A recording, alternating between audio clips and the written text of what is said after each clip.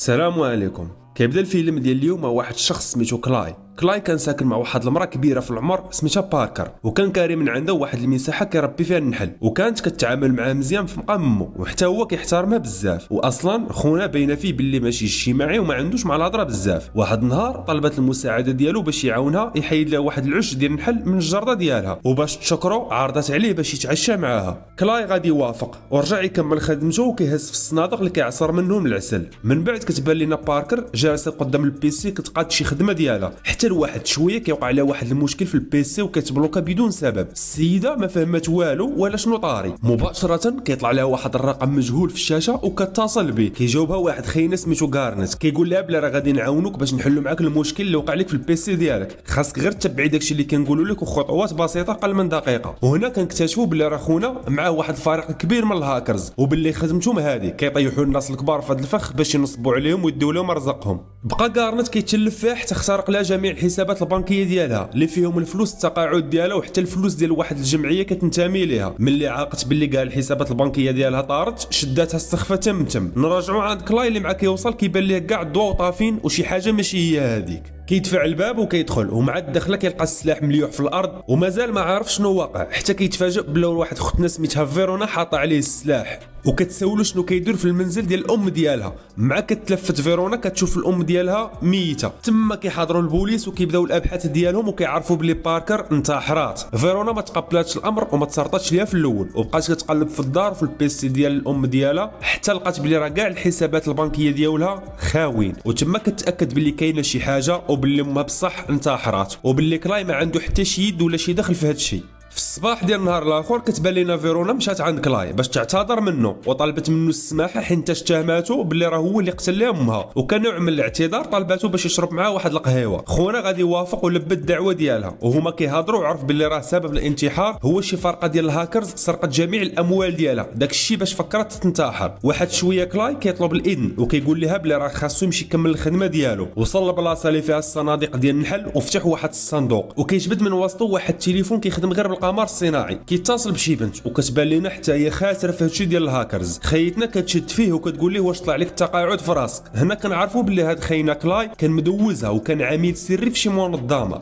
مباشرة كيطلب منا باش تقلب لي على اي معلومه بخصوص العصابه. خوتنا ما كتعطلوش وكتعطي العنوان ديال المقر ديالهم، مع العلم ان الاف بي اي براسو ما قادرينش يلقاوهم ولا يعرفوا شكون الرئيس ديالهم. مباشرة كلاي كيمشي للعنوان اللي عطاتنو اختنا وهو هاز معاه ليسانس، وكيبان لينا بلا راه حاقد ديال بصح. مع الدخله مع كيتلاقى مع واحد جوج حراس كيزرب عليهم ويغيبوا. كيطلع المقر ديال العصابه واول حاجه كيقول له واحد خوتنا في الاستقبال بلا راه خاصها تطلب من الناس يخرجوا من المبنى دابا. من وراها كيطلع نيشان البلاصه اللي مجموعين فيها الهاكرز وهما خدامين كيسرقوا الناس رزقهم ما خاصهم حتى خير حتى غادي يدخل عليهم. وتما بدا كيشلخ فيهم واحد بواحد، وفي نفس الوقت كيخوي ليسونس على اي حاجه. غارنيت كيشوف داكشي ما فهم والو، خاف على راسو وهرب. ومع خارج كلاي من المبنى مع كيفجر معاه كل شيء. من بعد هذه الروينه كامله كيبان لنا غارنيت ملي كيهرب كيتصل بواحد الشخص سميتو ديريك، وهنا كنعرفوا بلي راه هو الرئيس ديال هذه العصابه كامله. كيعاود ليه على كلاي وشنو وقع، كيسخط خونا وكيقرر انه باش ينتقم، ولكن المشكل هو ما كان عندهم حتى شي معلومه على كلاي. لذلك قرروا انهم باش يرجعوا يقلبوا ويبحثوا في جميع العمليات ديال النصب اللي كانوا داروا مؤخرا، ضحيه مورا ضحيه، حتى غادي نوصلوا لباركر اللي انتحرت. وعرفوا بلي كلاي كان ساكن عندها. كيمشي غارنت مع واحد خونا للدار ديال باركر حتى كيبان ليه كلاي تما، وغادي تفكر بلي راه هو اللي فجر لهم المقر ديالهم. كلاي غادي يرجع للحظيره ديالو اللي فيها كيعصر العسل، وغارنيت والرجال ديالو غادي يتبعوه باش ينتقموا منه، وكيبداو يخربوا ويهرسوا اي حاجه جات قدامهم. ولكن كلاي جاري معاهم الفيلم من الاول وكل مره كيصفيها الواحد فيهم. غارنت كيشوف الرجال ديالو مقتولين كيتسطى، ومع كيفكر انه يهرب مع كيلقى كلاي وراه وكيقطع ليه صباعو بواحد المنشار ديال الضوء وكيخليه مليوح تما وكيتحرك في الطريق ديالو. من بعد كنرجعوا كتبان لينا فيرونا مازال كتحقق في المبنى اللي فجر كلاي ديال العصابه، وهي مازال ما كملت الخدمه ديالها حتى كيوصل واحد الاتصال باللي راه الدار ديال امها حتى هو تحرق. شويه كيبان لينا صاحبنا غرانيت وهو واقف واحد الجسر كيهضر مع ديريك وكيعاود ليه على شنو وقع بالضبط وباللي راه قطع ليه كلاي صباعو. حتى كيغفلوا كلاي مره اخرى وغادي نعرفوا باللي راه من الاول خلاه حي غير باش يوصل للرئيس العصابه.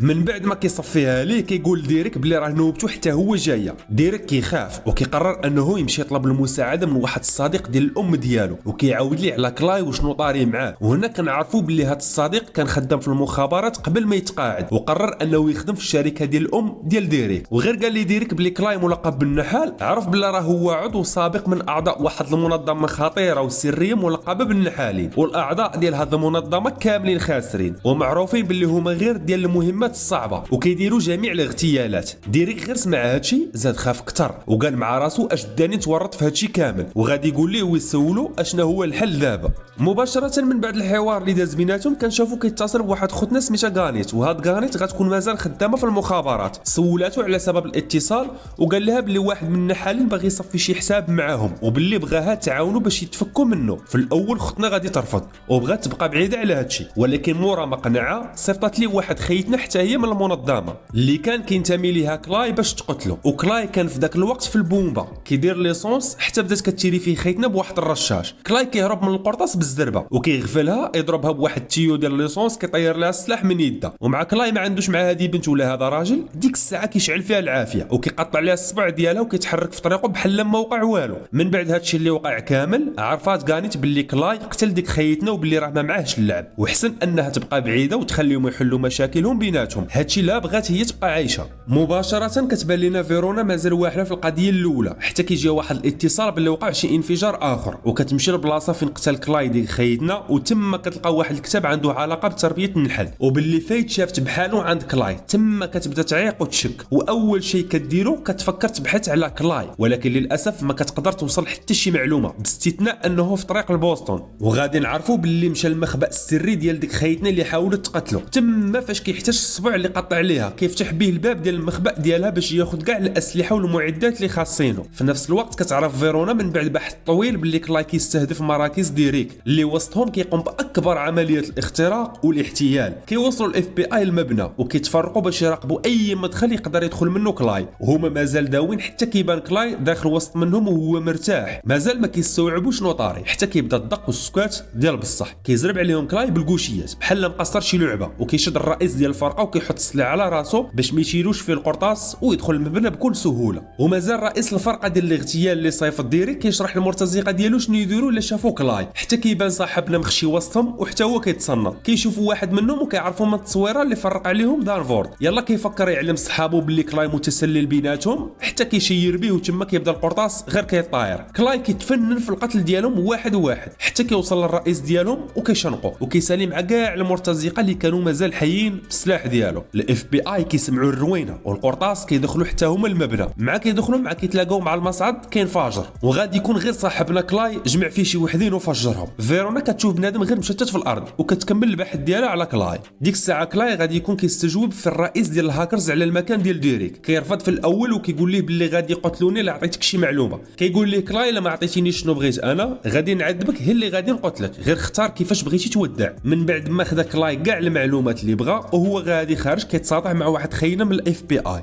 ما كيعطلوش كيعطيه كيجيبو في الارض، ومع كيبغي يتيري فيه كيقول لي بلا راه عنده اسره كتسنى فيه، وفعلا كلاي كيلوح السلاح وما كيقتلوش. ديريك كيوصل الخبر ديال كلاي باقي حي وباللي راه ما يقدر يحبسوا حتى شي واحد، ما كيبقى عنده حتى شي حل من غير يمشي عند الام ديالو اللي كنكتشفوا بلي هي رئيسه الولايات المتحده باش يستافد من الحمايه ديالها. فعلا داكشي اللي دار كيتصل بها وكيقول لها بلي راه توحشها وغادي يجي عندها، ولكن السبب الرئيسي كان غير باش يتخبى من كلاي في القصر الرئاسي. نرجعوا دابا لعند فيرونا من بعد ما فشلت في جميع المحاولات ديالها باش تلقي القبض على كلاي. قدرت تعرف باللي ديريك ولد رئيسة الولايات حاليا مورط في عملية الاختراق والاحتيال، وهذا الروينة كاملة اللي طارية، وباللي ماشي بعيد حتى الام ديالو يكون عندها شي صبع في هادشي، حينتاش الحملة الانتخابية ديالها كانت مشبوهة. نهار الاخر غادي يبان لنا ديريك وصل للقصر الرئاسي عند امه، وكان اي مدخل فيه حارس ولا جوج، وما كاين شي حاجة اللي تقدر توقع بلا ما يردوا ليها البال. طبيعة الحال خونا كلاي حتى حاجة ما غادي تقدر تحبسو على المهمة ديالو. كيتسلل من تحت الانفاق ديال القوادس حتى كيوصل تحت واحد الشاحنة وكيلصق تحت منها. كتجي بالصمطه في واحد خونا من الحراس باش يقلب تحت الشاحنه، كياخذ ليه حوايجو كيلبسهم وكيتسلل بيناتهم بسهوله بحال واحد منهم. في نفس الوقت كتبان لنا فرقه خاصه من المرتزقه وصلت حتى هي القصر الرئاسي بامر من ديريك. هنا خونا كلاي كيكون تنكر بزي الحراس وكيزرع في القنابل في اي قنت داز من حداه، مع كيسالي مع المتفجرات كيحيد الحوايج اللي كان لابس ديال الحراس اللي كان مخبي بيهم، وكيلبس لباس رسمي باش يدخل وسط المعروضين لذاك الحفل. وهو مازال كيدور تما كتشوفوا فيرونا وكيبدا كلشي كيقلب عليه. كتوصل ليه الفرقه ديال المرتزقه هي الاولى كتحاصرو، ومعاه كيحاول الزعيم ديالها باش يتيري فيه. كيفجر كلاي كاع المتفجرات اللي كان زرع وكيزرب عليه ياخذ ليه السلاح وكيبدا يشلخ فيهم واحد واحد. هو طالع في الدروج كيفني في اللي جا قدامه، يا اف بي اي يا حراس خاصين يا مرتزقه. المبدا ديال كلاي هو اللي جا غادي ياكل العصا.